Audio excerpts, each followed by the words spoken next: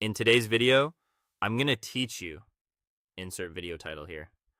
We're going to walk through how to convert an existing task into a subtask so your work stays organized and easier to track. This is especially helpful when a task actually belongs under a larger piece of work and you want everything related grouped in one place. Start by opening the task you want to turn into a subtask. Make sure you're looking at the correct item by double checking its title, description, and who it's assigned to. If there's any context in the comments or attachments that you absolutely need preserved, glance through those now so you know what should come along after the change. Next, look for the option to convert or move the task. Depending on your tool, you'll usually find this in a menu labeled with 3 dots, a settings gear, or a right-click context menu. The wording may vary: convert to subtask, move to parent, or nest under another task. But the idea is the same. Choosing this option tells the system you want to keep the task's content while changing its place in the hierarchy. When prompted, select the parent task where this new subtask should live. Use the search bar if you're working in a large project and confirm you're picking the correct parent by checking its project or section.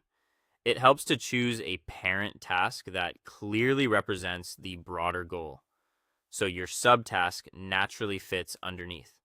After you've selected the parent, confirm that you want to proceed. Most tools will show a quick summary of the change or ask for a final confirmation. Approve it.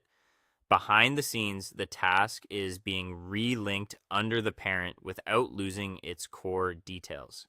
In many systems, followers or assignees may be notified automatically, which can be a useful way to keep the team in the loop.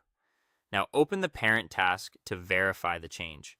You should see your subtask listed under it, often indented or displayed in a subtasks section. If you don't see it immediately, expand the subtasks area or adjust your sorting and filtering so completed or recently changed items are visible. Finally, review the details to make sure everything carried over correctly. Check comments, attach files, due dates, assignees, and any dependencies. Confirm that reminders, priorities, and tags or labels are still applied as expected. If anything looks off, like a missing due date or a file that didn't load, update it right there so the subtask is ready for action. That's it. With your task successfully converted into a subtask and all details intact, your project hierarchy is cleaner, your context is consolidated, and your team can find what they need faster.